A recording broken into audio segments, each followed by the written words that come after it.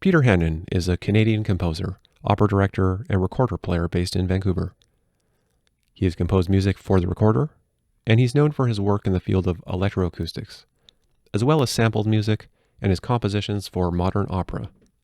I'm Adrian Verdejo, the host of the Redshift Radio podcast, and here's my recent interview with Peter Hannan from my home studio in Vancouver, BC, on the traditional unceded territories of the Squamish, Musqueam, and Tsleil-Waututh peoples. What was it that drew you to early music, and was it the gamba that was your first encounter? No. I kind of always played recorder since I was a kid. You know, we had recorders around the house, so I played recorder, and I also played French horn. That was kind of my serious instrument when I went to university. I went as a French horn major originally, but I always played recorder, and I guess sometime in the 70s, early music was a sort of exciting new way of doing music, and just the whole movement of early music and stuff. And I'm sorry I have to say, but that stopped a long time ago. It's no longer one of the most creative. I feel like it's kind of really got stuck. And in what sense do you think it's just kind of too self-analytical or too academic, maybe? Or? Well, I've had this discussion with people. I've had this discussion with people who started around the time I did, and you know when I started doing early music, if you were doing it, you had to do like a lot of your own research, even into how it all worked, the music, the instruments, and all that stuff. Although even I was not the first generation of people doing early music. So, but now early music's just become a thing, like a regular classical music thing, where you're not. I feel like what's happened is that people are learning from teachers who got their style down 30, 40 years ago, 50 years ago, and it's just like the traditional music training. So people aren't actually, like, there is a very different feel about doing things. Because the guy I studied with in Amsterdam, I studied in England and Holland, and the person I studied with in Amsterdam was Kees Bucke, who was, you know, one of the major players of that period, the 70s, 80s, 90s. The first pieces that I heard him play that were so fantastic were he and his guy Walter van Houwe. They worked together, and they had discovered these manuscripts by Marais in the Paris Conservatoire Library or something like that, somewhere in Paris anyway, and they played these things, and I think they were the first people to play those that had rediscovered those pieces, and they're just really fantastic pieces. Oh yeah. But their story was that they were doing this in the 1968 riots in Paris. So like they'd come out of the library and they'd have to run through the barricades of police and rioters and everything. Wow. So like that was sort of back in the days when people were actually doing the research, you know. Yeah, sure. So it was a very different kind of scene, and there was sort of an excitement and stuff that so that's what drew me to it, was that, and I did really like the music, and I still love the music. I mean, as much as any music that I listen to, it's, you know, Bach and Purcell and that sure. sort of period of music, and I'm still very inspired by it. But, you know, I have no interest in playing that music anymore. But it's interesting because obviously for many years you were specialized in it, and you're performing. Yeah. We talked about, you know, your last memorable performance of the Brandenburg Concerto, you know, back in 2006. But nowadays you're obviously really steeped in technology, the world of electronics, and kind of interactive, you know, different ways of interacting performers with sort of the digital realm. But I'm just curious as to know, like, where and why did you have this kind of divergence? It seems like, I mean, you would think that the two worlds are kind of disparate, but I mean, the fact that you kind of left performing is very interesting to me, and I was always wondering why that happened. Well, I mean, it's purely practical. It's that, I guess I would start with why I really started performing a lot in early music, because, I mean, really, early music was kind of a good professional choice to do in the 70s and 80s. There was a lot of opportunity. Yeah. And it was my main work probably through most of the 80s. And I did a lot of solo work, and I was part of a group called New World Consort that we did all kinds of touring, and we were pretty successful at all that. And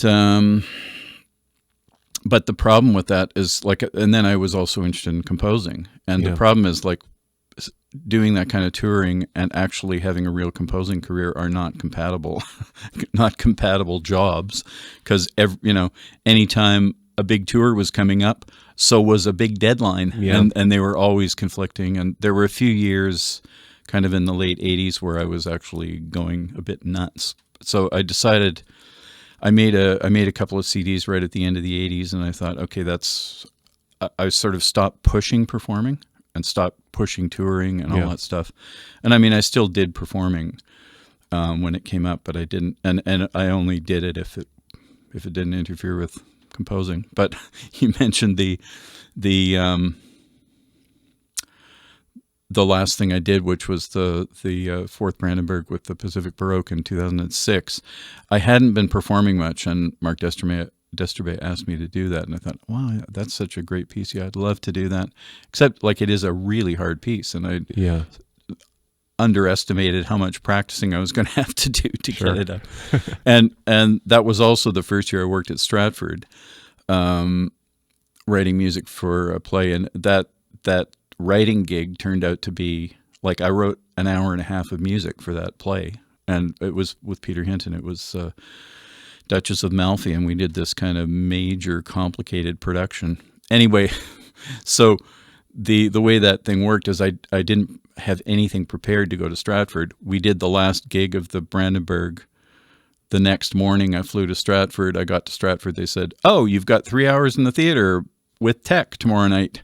And I had to say, well, I have nothing. I have nothing to do there. Yeah. And they thought I was out of my mind. So that was where I decided, I really am doing composition and don't mess with it. And I've never worked harder in my life, though, getting that material prepared for that show. Yeah, it's not something. The next 6 weeks were hell. Yeah, just can't show up and wing it with that kind of stuff. No.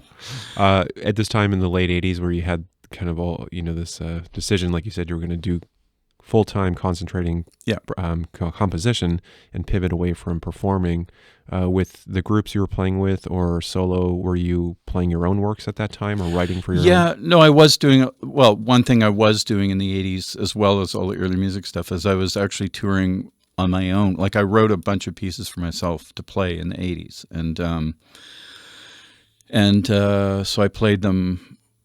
I did a number of tours with those through Canada and then also through Europe, and I'd sort of prepared some shows with doing that, where I was doing playing recorder with electronics and stuff, and actually the pieces I wrote in the 80s are probably my most performed music, because they still get done by recorder players in Europe all the time. Like, I get requests, one every month or two from somebody who wants to play one of my pieces that I wrote back then. And but I did study kind of in the heart of the recorder movement, in Amsterdam, and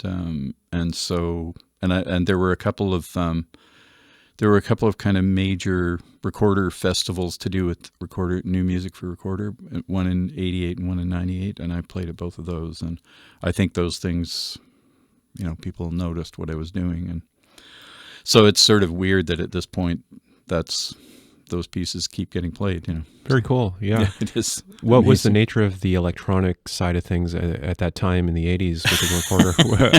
Were you working with synthesizers or hardware? No. Well, mostly, I guess you would call it effects, really. Like tape? But like tape. And it's funny because they still call it tape these days, but it's well, thank God it isn't tape anymore, because I had two different pieces, quite long pieces that both had tape delay, and tape delay was just murder to work with, because if you had plenty of time to prepare and good tech and all that stuff, it was okay. But the typical thing that happens, I guess through the entire life of musicians, is that you get to the gig, you've got half an hour to set up, and then you don't really have a proper sound check. But like a tape delay. So one of the pieces that I was doing had like a 3-second tape delay. So it was, 15 inches a second.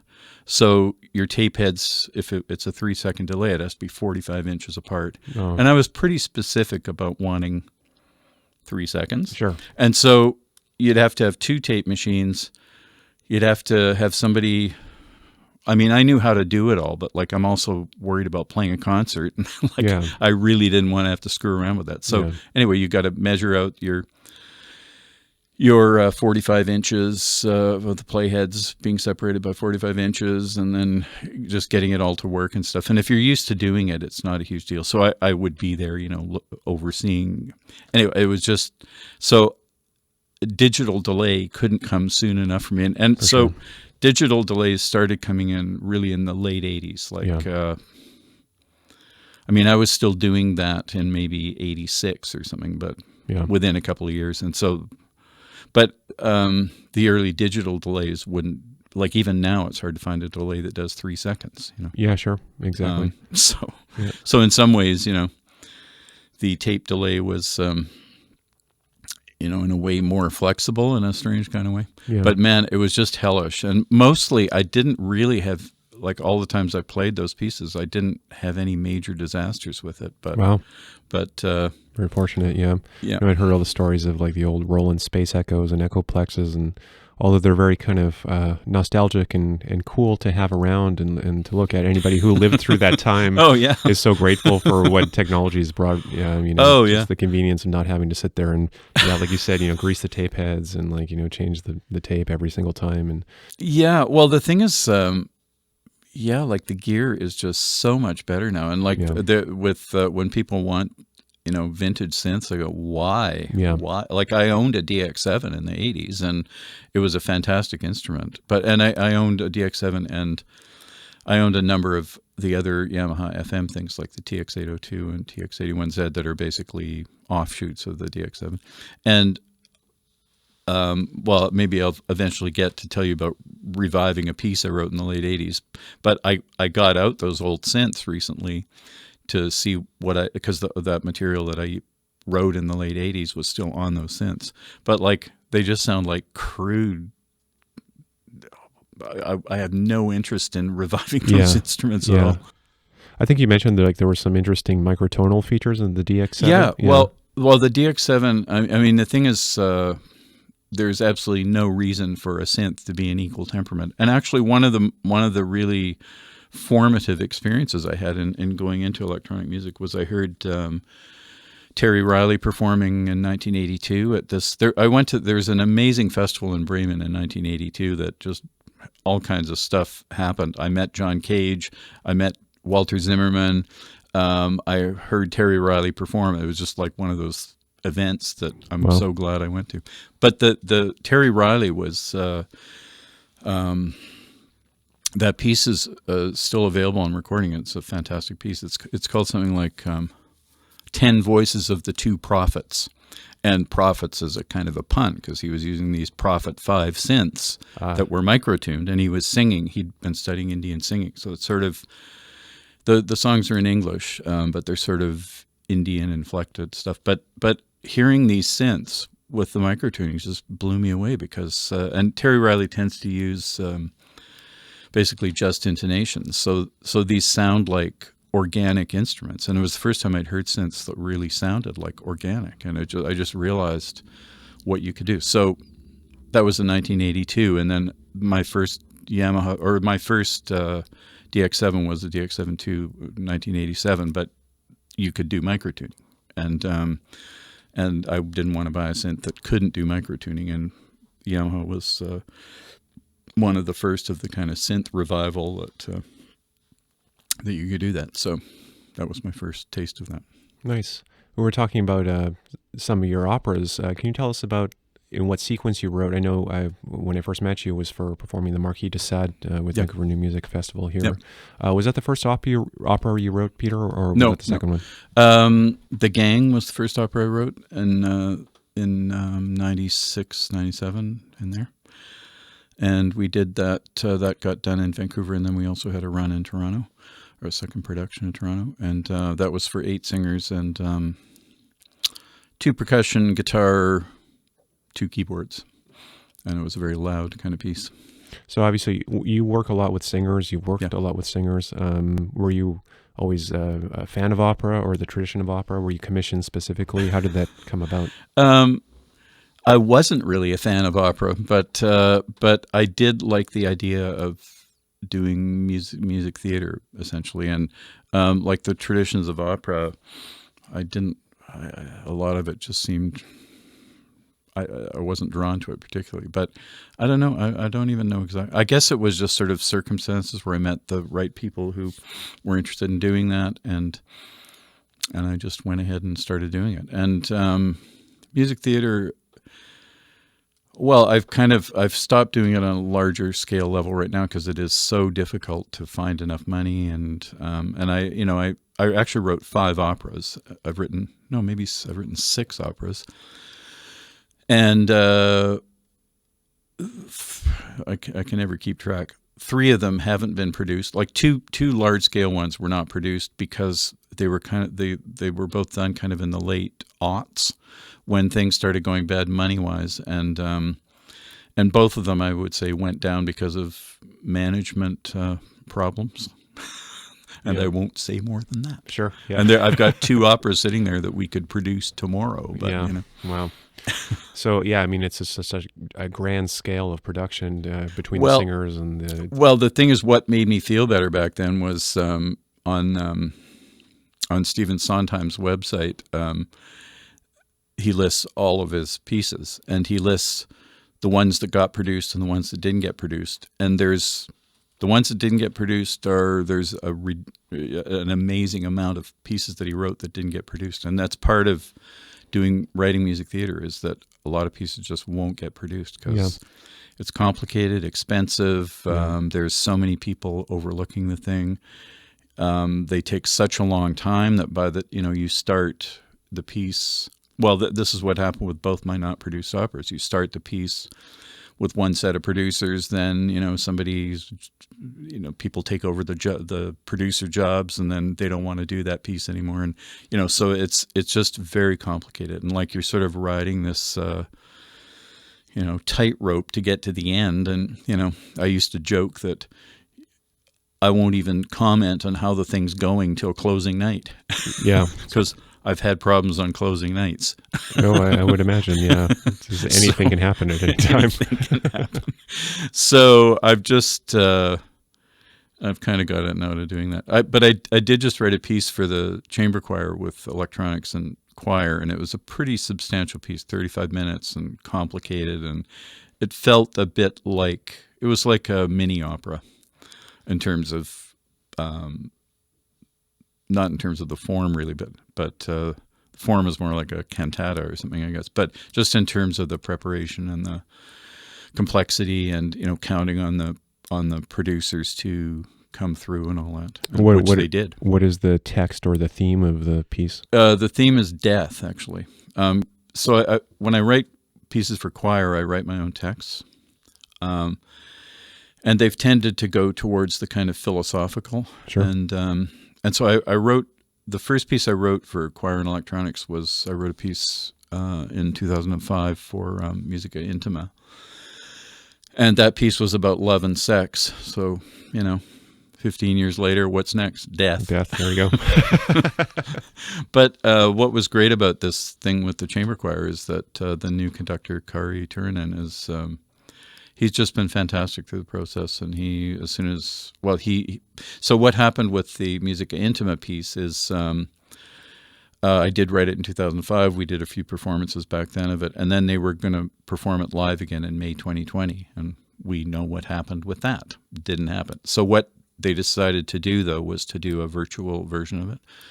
So we did that and released it in June 2020, and Kari heard that, and then we had a talk, and I told him I wanted to do this piece about death, and so it went from there. Yeah, I remember you had been kind of producing and combining a bunch of different recordings from individuals in the choir. Was that right? Yeah, And that's right. You sort of made the video out of sort of a collage of different videos sent to you. Oh, yeah, that's right. The intimate one. Exactly. It was the intimate piece, yeah. Yeah. So is that uncommon to be writing also the text and the music, or have you also collaborated with librettists?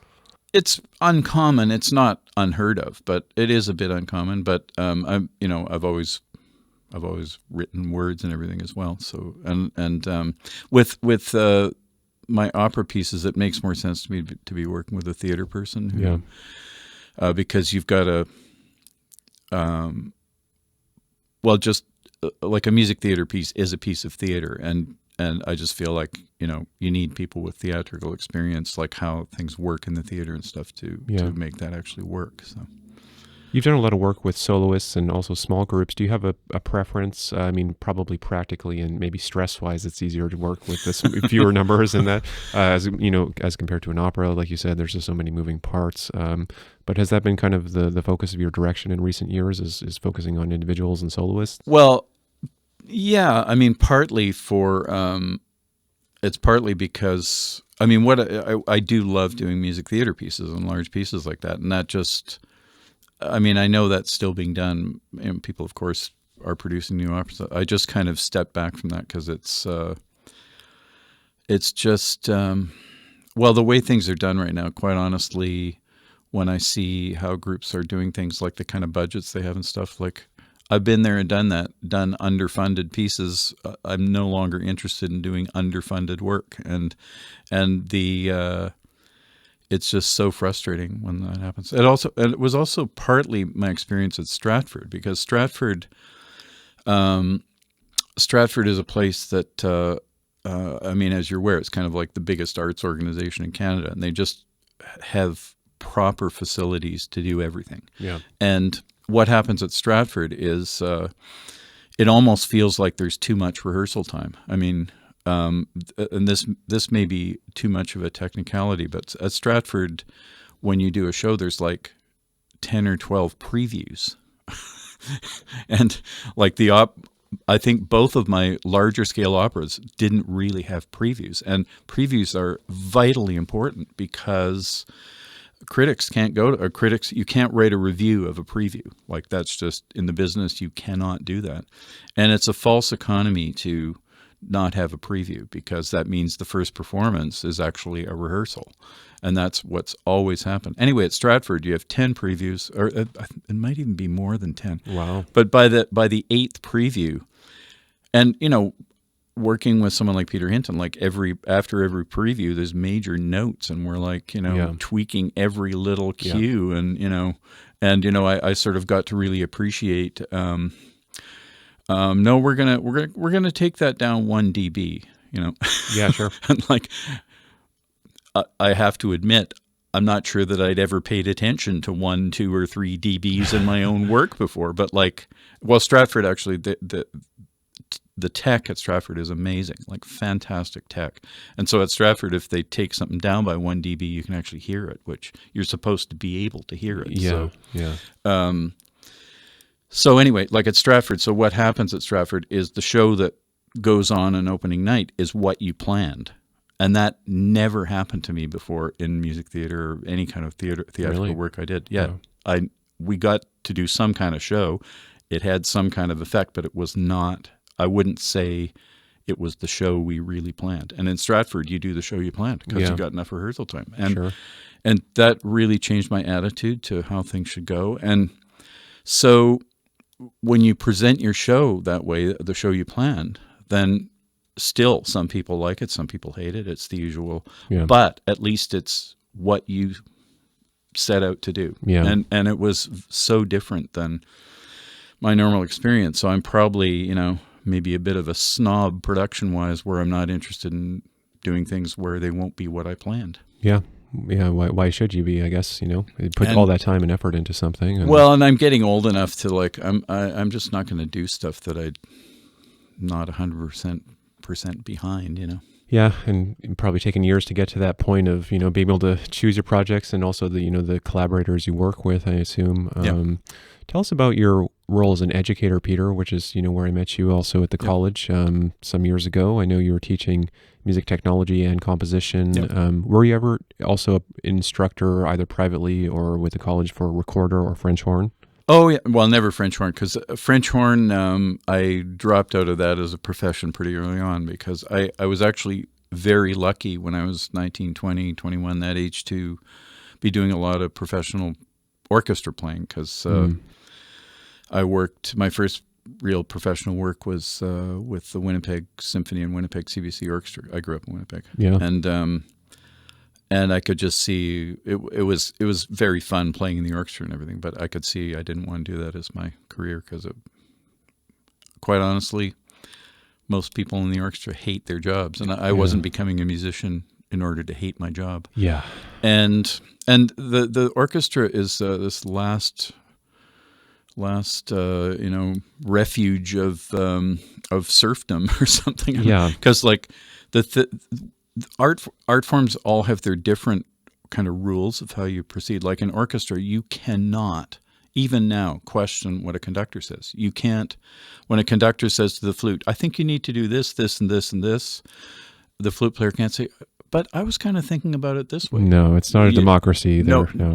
But in the theater, you can. Like you may still get yelled at by the director, but you can actually say to a director when he says you need to jump through that window, you'll go, well, I was thinking of it more like I would not jump out the window. And you could actually kind of have a discussion. Yeah. It might not be a long discussion, but you won't get fired for asking. Yeah. And in dance, it's like that too. So music, like the orchestra world, and when I was playing in the Winnipeg CBC, the CBC Orchestra in Winnipeg, I think at that point they must have been looking for a permanent conductor because the 2 years I did it, I did these two. They did all the recording in the summer. I did these 2 seasons, and we saw just about every professional conductor in Canada who was probably auditioning for the role. Yeah. And with 1 or 2 exceptions, they were mostly terrible. Really? They were people who you would want to question what they're saying. Right. Yeah, for sure. And I just realized that's the job. If you don't want to do that, don't play in an orchestra. It's biting your tongue and just following in line. And clearly, plenty of the musicians that I was playing with were every bit as good musicians as these conductors who were telling the flute how they need to play their line. Yeah, it's unfortunate. Such talented, creative people kind of shackled in that environment. And, anyway, and so busy Well, I love orchestra and I love writing for it. I love everything about it except actually playing in it. So I stopped doing that. So I never taught French horn, but I did teach recorder. I did teach composition. Oh yeah, I did do instrumental teaching. And I would say teaching composition is way more fun than teaching instruments, or I found it that way anyway. Is that because you can kind of work with the personality of the student and guide them? Yeah. It's much more broad. You're not doing sort of technical details. Well, eventually you are sometimes doing technical details, but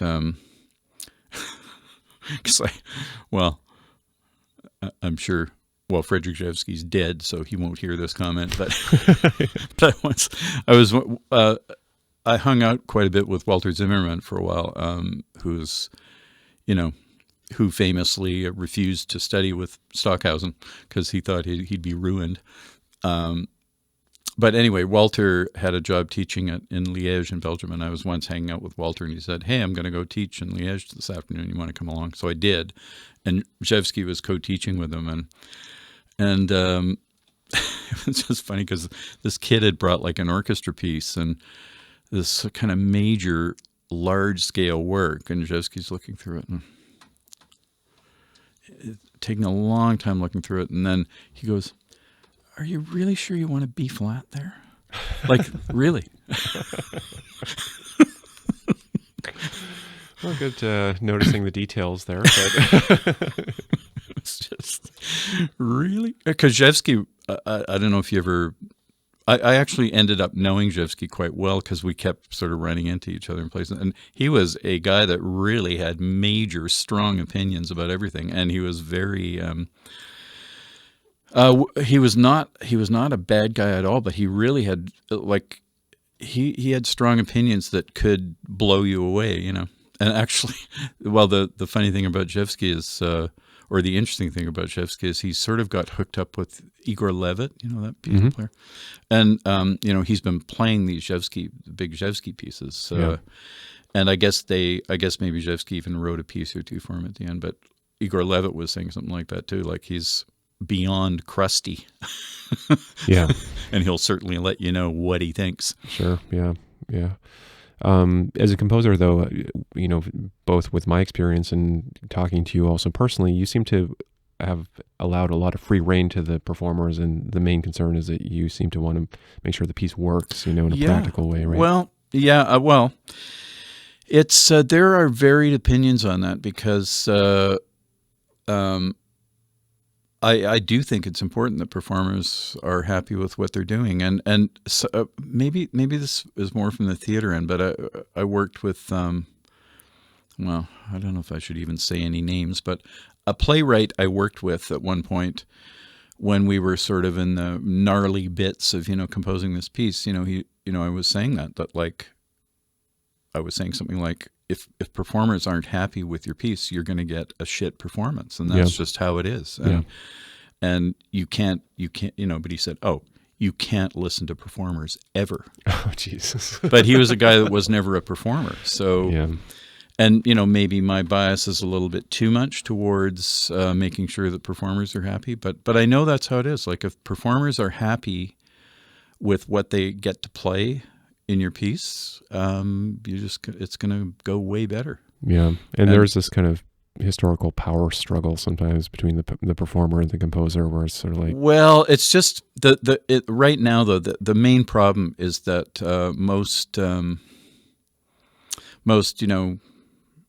most people involved in classical music mostly don't ever meet a living composer. Yeah, fair and enough. like they never work with a living composer, and it's so rare. And that is again not true in theater, because I've worked a lot with Peter Hinton. That's why his name keeps coming up. And Peter was involved in, like, he directed my first opera. Then we wrote 3 operas together, and like that.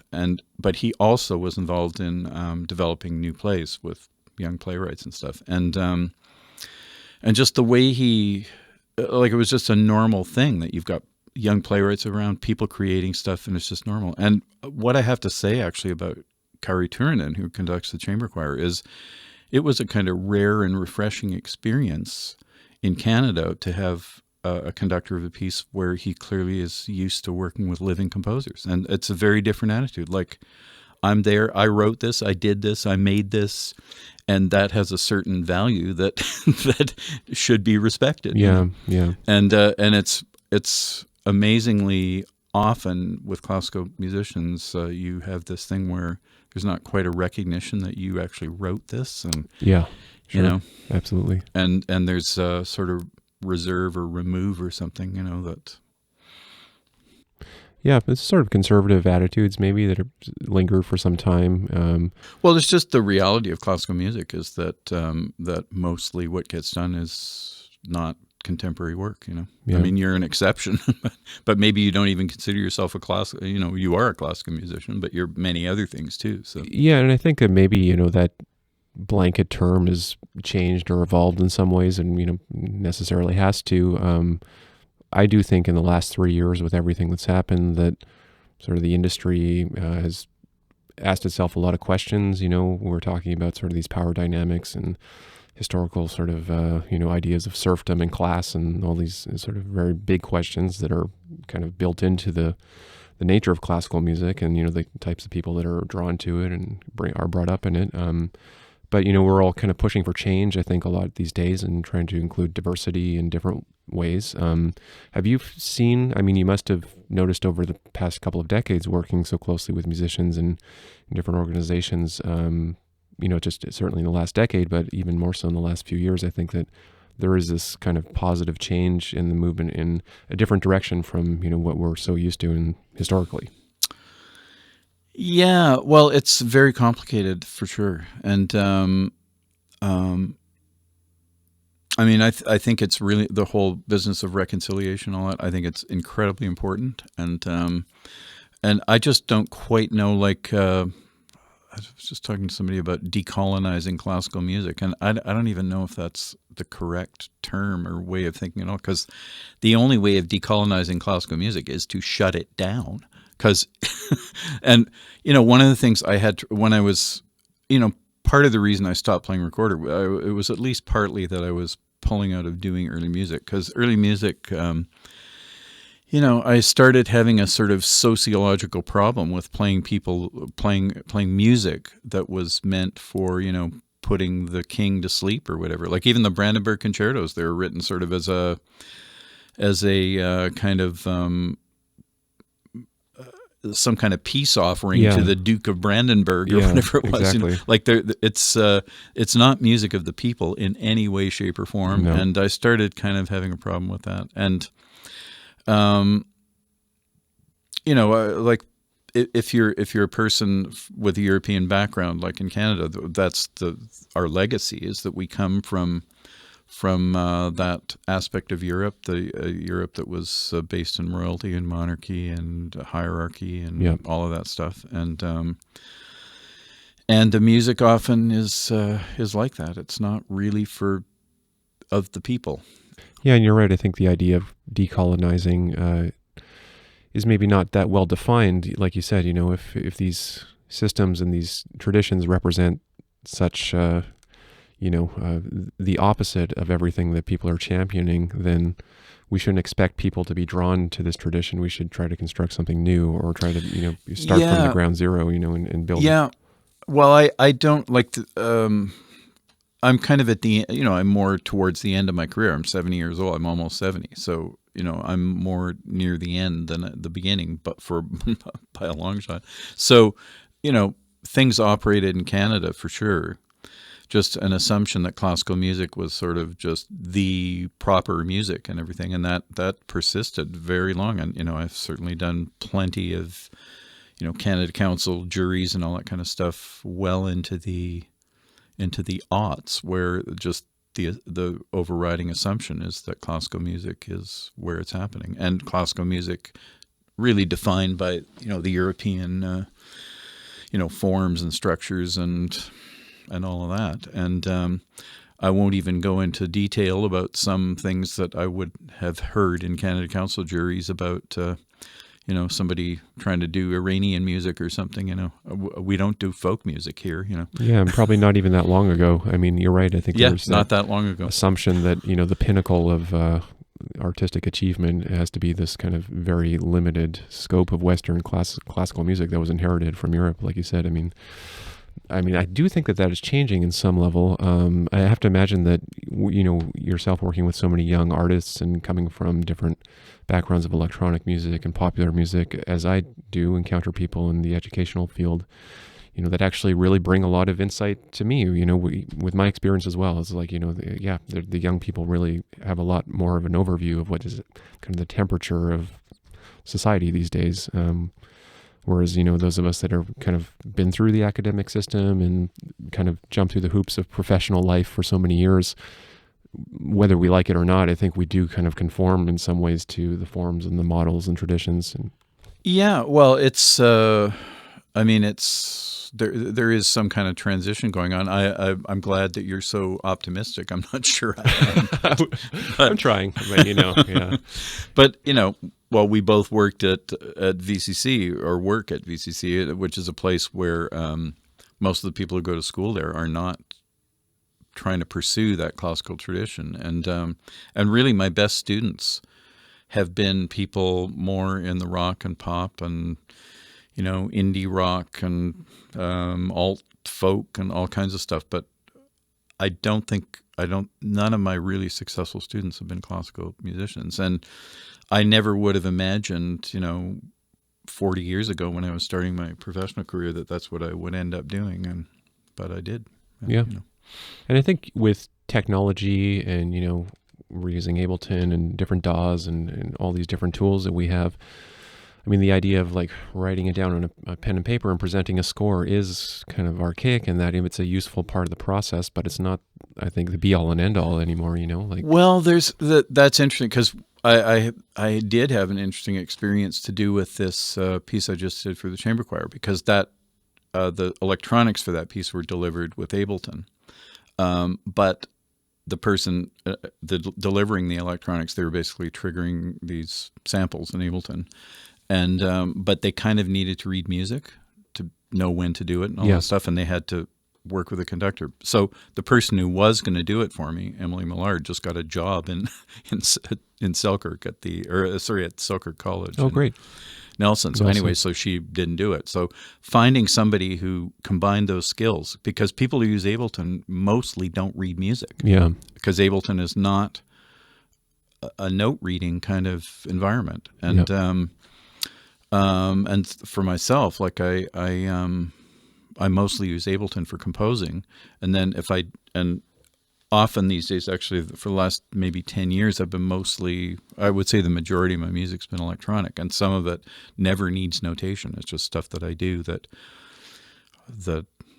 I don't need to ever look at a score. But then sometimes, like this choir piece, it combined those two things. It was a full-scale, proper choral score, and with these electronic parts, and it's not very normal. I mean, whenever I write a piece, I usually try and research if anyone else is doing something similar or whatever, but there's nobody quite doing that, what I described, that Ableton and choir, so it's weird because Ableton is definitely one of the most used programs right now, I would say. I don't know what the statistics are, but I think it must be one of the most used ones. And which says to me that, a huge amount of musicians aren't really looking at notation, but there's a lot of discussion about that in the electronic music world too. That because there are some really good notation programs, and one of the best is Logic, that started out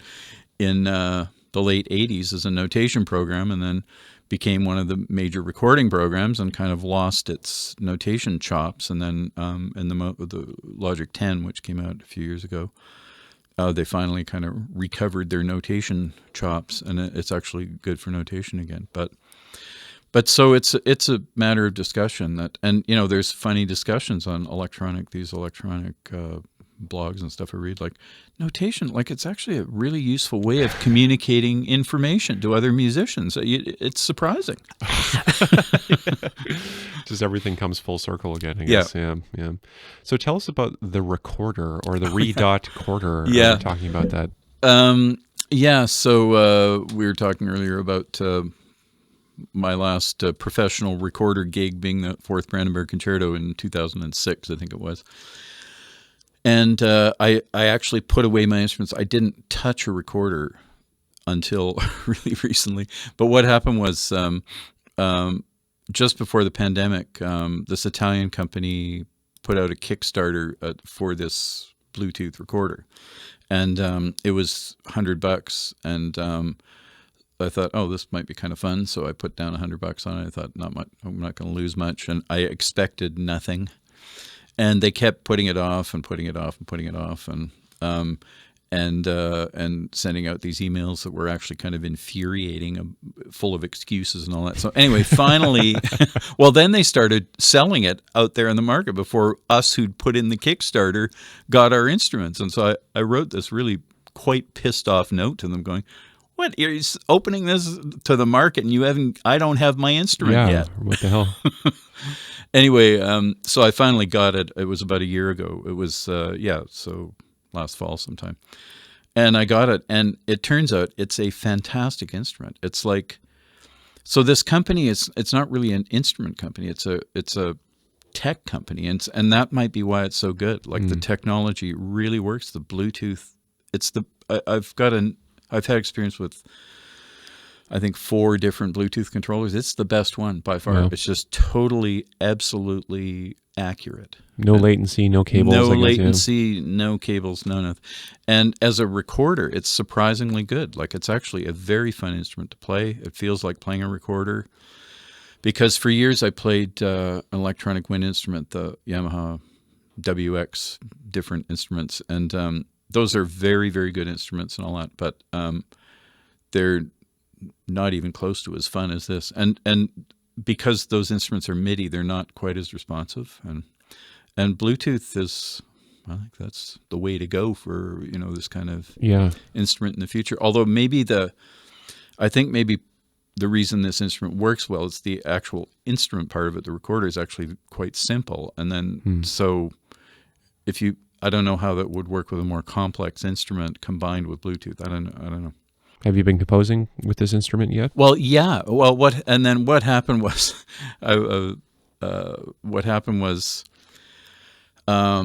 right at the same time as this recorder arrived, I got an email from this producer of electronic shows in Eastern Canada, Canadian electro-acoustic community, or whatever they're called.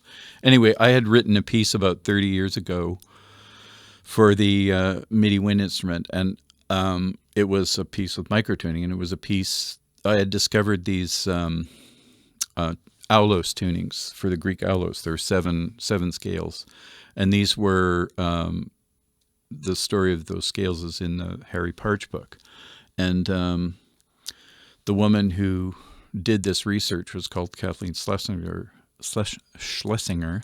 and she wrote a book that was published in 1939 about the Greek aulos, and it's this 700-page mega tome about the Greek aulos, and about all the tunings and everything. Anyway, I had written a piece quite quickly back 30 years ago, and using my Yamaha synths, and I also the Proteus was another synth that did microtuning, so it was those synths, and it was a piece that I quite liked, but I didn't feel like I researched it well enough or whatever. I wrote this piece. It's for those 7 tunings. It's 25-minute piece, and anyway, so the last performance of that piece was a total disaster. That's not even worth describing in detail. But it was one of those disasters that happens sometimes when you do electronic music, and it was actually a human stupidity disaster, not really a technical disaster. So I was really, I just shut that piece out of my mind. I didn't think about it. But then last fall, when this recorder instrument came, right at the same time, I got a note from these the people in Montreal, the CEC community, saying, we have some old tapes of stuff you did a long time ago, and one of them was this piece called Harmonia. And I listened to it, and I thought, wow, that's quite a good piece. I should really, it was a good piece with problems that could be fixed. Yeah. So the combination of this recorder instrument and seeing that again, I thought, okay, well, I'm going to make a version of that for this recorder piece, because it's... Anyway, the thing about it is that piece that I wrote 30 years ago, I don't have the chops to play it anymore. So probably my best recorder colleague is Alison Melville in Toronto. So she's agreed to take it on, and so we've been doing these Zoom sessions, getting her up to speed with one of these instruments and the synth sounds and all that stuff. It's all computerized synth stuff. Oh, cool. So, and I'm just about finished doing the revision of this piece, and so we'll see. Curious to know how the fingerings translate. Is it typical fingerings that you would use as a recorder, or do you need to blow in the thing and just kind of the thing about these scales is they're 7-note scales, so just everything's C major. Oh, okay, you just play C major scales, whether it's on the electronic wind or like this piece right now. You could play it on the electronic wind. Okay, well. yeah, sure. But so it's basically the scales are 2 octaves of C major scales, so you could play it on just about anything. Oh, cool. Yeah. Yeah. And that was sort of, a lot of people were doing microtonal stuff, kind of in the late 80s into the 90s. And that was sort of the way people did things. You'd try and do everything in C major, Right, yeah. Because there's no reason not to. I guess that would be logical. Yeah. Do you use the Ableton microtuner, or do you use some No, the Ableton microtuner, no, that doesn't really do what you need done. You need better accuracy on all the intervals. The Ableton microtune thing is done with pitch bend and stuff. Which no, it's not going to work. No. So you're importing MIDI files, or you have sort of a predetermined MIDI row or something like that? Yeah, no. Well, there's different ways to do it. I mean, microtuning in the Yamaha days back in the 80s was a thing you spent a lot of time with a pencil and paper and a calculator, but there's way better ways of doing that now with all all the synths that I buy anyway, you can do microtuning, and there's a couple of different systems. There's the Scala system, and there's the so-called TUN. So the synths that I'm using in this piece are the UHE company in Berlin. Yeah, the Hive 2. Hive, exactly. Hive. Yeah. And so that uses the tune system. And then the some other synths. I've got this thing called Chip Synth, which is like a recreation of the DX7. That's a fantastic computerized synth. Wow. Uses the Scala system, and the synth called Vital also uses Scala. But also hardware synths, the newer hardware synths also you can do microtuning. So it's all very much easier. So what you do, how you do microtuning now is you take the ratios that are given, like in the Harry Parch books lessons, or you take these ratios, and then there's a there's a particular online facility for doing that by this guy who calls himself Sevish, and he's got a site that's just for making tunings that can be loaded into synths. And so that's mostly how I work with it, and it totally works. And so among the hardware synths you use, what are some of the newer ones that you use it, like the Moog? Well, the Moog Matriarch, you can do microtuning. It's not the simplest, but the ones that really work, the one called Hydrasynth, I've got 2 different Hydrasynths, and they very easily take in Scala tunings. And the Waldorf Iridium also. And the one that I started with was the Korg Minilog and Minilog and Monolog both do these tunings. And this is a connection to Aphex Twin, because Aphex Twin has always had done microtuning in his music, like not all the time for everything, but he uses it for sure. Definitely. And he and he started with the same synth that anyone who was doing microtuning was using in the 80s, like Yamaha, DX7 style synths and the Proteus. Yep. So he was using those same things. But so he's famously will not tell anybody what he really does. Yeah. But this microtuning thing, I guess Korg hired him to make a microtuning facility for both the Minilog and the Monolog. And so he came out about his use of microtuning, and he talked a fair amount about it. And so he designed these things. But the facilities that are put into these Korg synths are just like the way the Yamaha ones worked, back in the mid 80s. And the way Yamaha had figured out, just the logistics of doing it totally worked. And so his are, updated, but more or less that idea.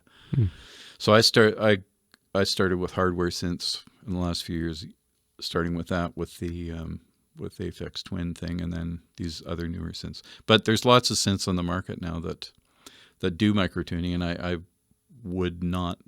There's a new synth that just came out that I want to seriously consider, called the Mini Freak, but it doesn't do microtuning. Oh yeah. And I'm not sure. It's not that I even do microtuning for everything, but it's just, would I spend $1,000 on a synth that doesn't do it at all? Hardware is definitely a commitment in that way. Yeah. Were you ever interested or go through a phase of modular synthesis? Did you ever have semi-mods? Or Well, yeah. I mean, I do have a number. I've got the Moog Matriarch, which is semi-modular, and I have the Mother 32 and Subharmonicon, also Moog semi-modular.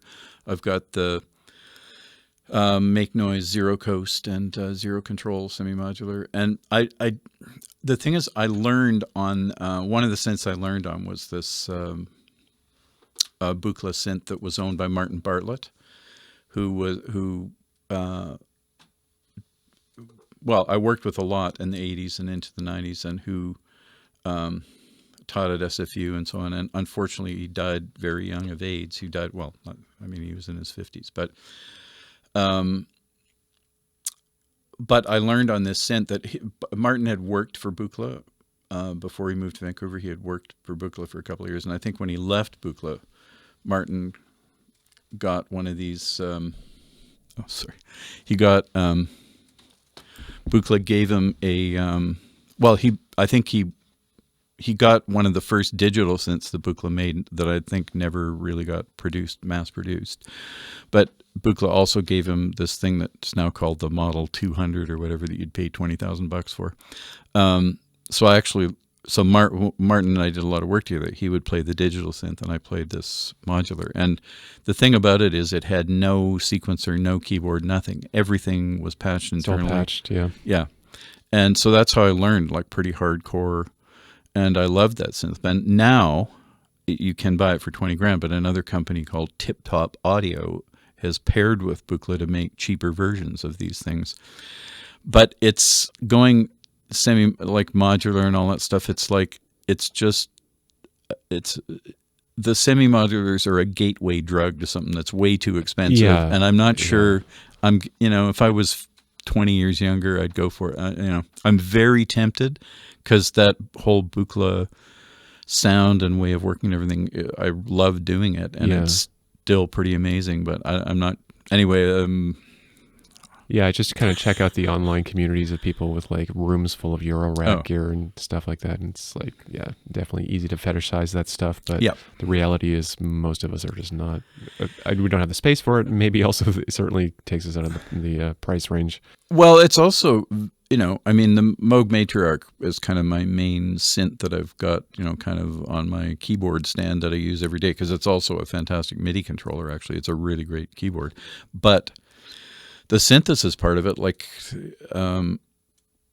it's a boutique experience, because like you can't save presets or anything. Like if you wanted to design a show with that and wanted to keep changing patches, there's no patches. You have to, and I did learn that back in the days working with Martin with this Buchla, because there's sort of a way that you kind of gradually, pull one cable. You kind of do a cable at a time. You start here and then you gradually morph towards something else, and the Matriarch works a bit like that, but it's not very practical. But it's so, yeah, like an entirely modular system.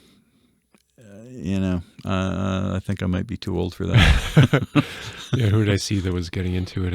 Andrew Sheps, a great producer, just produced a bunch of really famous rock albums and worked with everybody.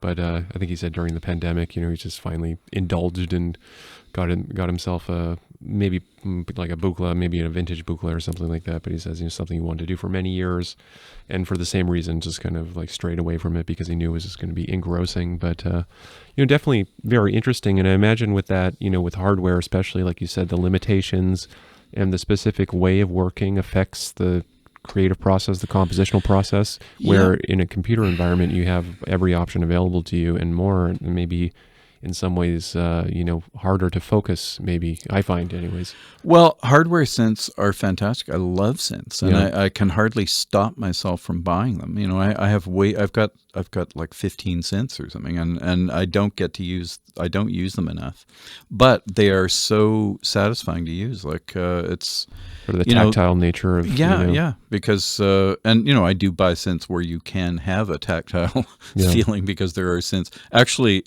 A couple of days ago, and you probably know about the Synclavier, like that was the, $200,000 top of the line, Zappa, and anyway, so I guess that was through the 80s into the 90s and stuff. That was the real top of the line that humans couldn't own, or anyone who wasn't a major pop star wouldn't be able to own it. But there's a new version of the Synclavier out that's in a little box that does almost everything the old one did for $2,000. And wow, yeah. But it's actually, when I first read about it, I thought, oh my God, yeah, I think I need to get that. But I don't think so. You get the plug-in version instead. Well, they already have a plug-in version. Yeah.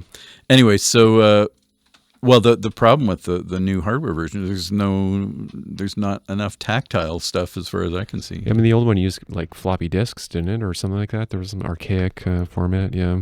But no, well, one of the synths I own now, the Waldorf Iridium, tries to do basically all the current ways of doing synthesis, and it's not a cheap synth either. It's a pretty expensive synth, but it's got 60 knobs or something on it, and you can access every parameter very easily and have tactile control of everything. And it's a complicated synth, but it's a fantastic synth. And it's not modular.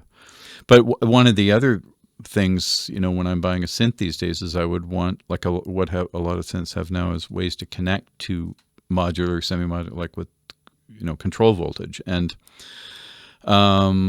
most synths worth looking at have some kind of connection to control voltage, either in or out. Like the Hydra synth, to my mind, is the best in terms of connectivity to outboard things, but the Iridium does it. And again, I probably wouldn't buy a synth that didn't have that kind of connection, because I do work with both semi-modular and these new hardware synths, and I want to be able to connect them, and not just with MIDI. So yeah, of course you want to not limit your ability to interface with whatever environment you're in, and I guess that's obviously the advantage of computers is it's fairly, you can take your laptop and you can be quite mobile. Well, and the thing is, the computer, for me anyway, it's still like it's the kind of the switching point, like everything goes into the computer and out of the computer, because of course the hardcore people now want to DAW-less performance and all that, and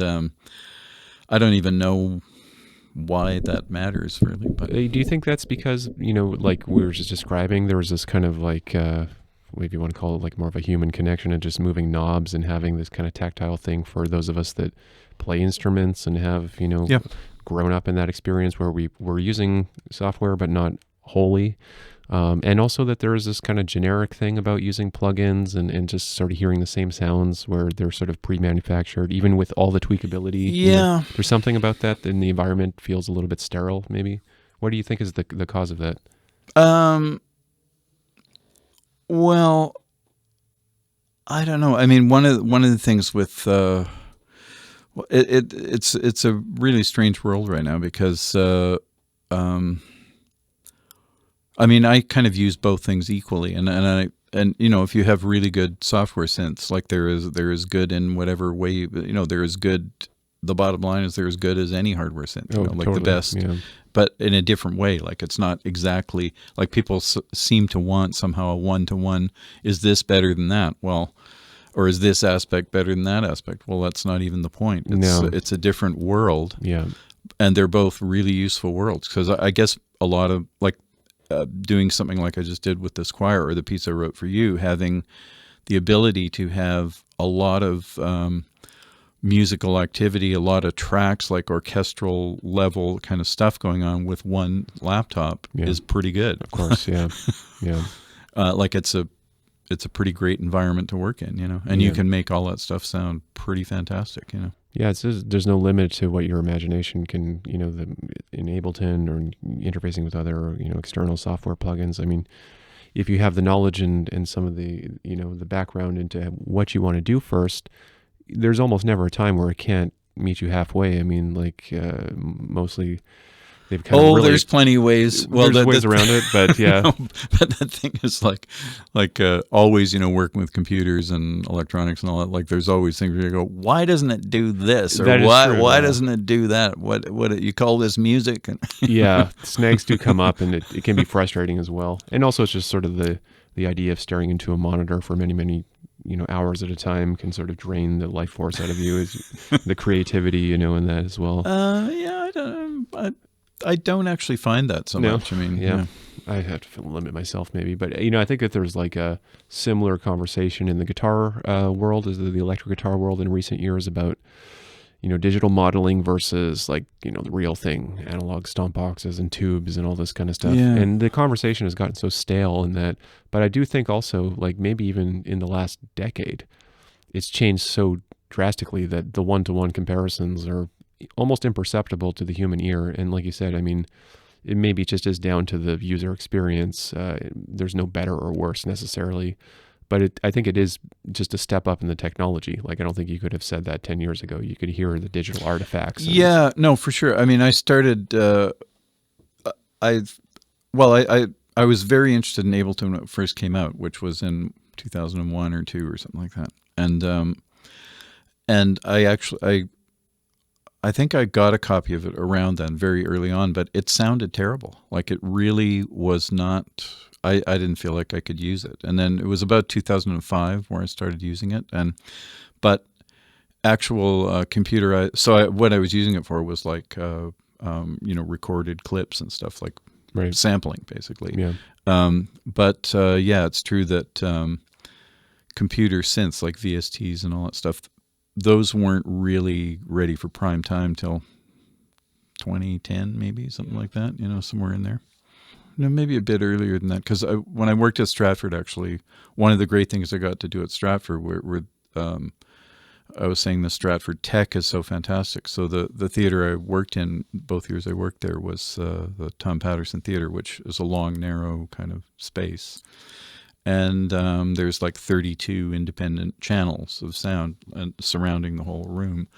So I got to do these kind of orchestral things. And I was using Vienna Symphonic Library, although that's samples, actually.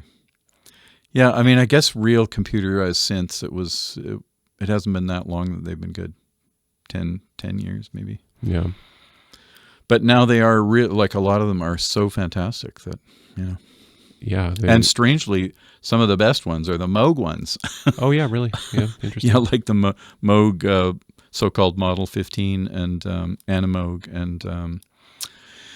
and actually, weirdly, the Moog just brought out all of the Moogerfoogers as software. I saw that. Yeah, I did see that actually. And of course, everybody's going, "Does this sound exactly like the hardware one?" Yeah, it's like, well, can you tell? Would you be able to tell?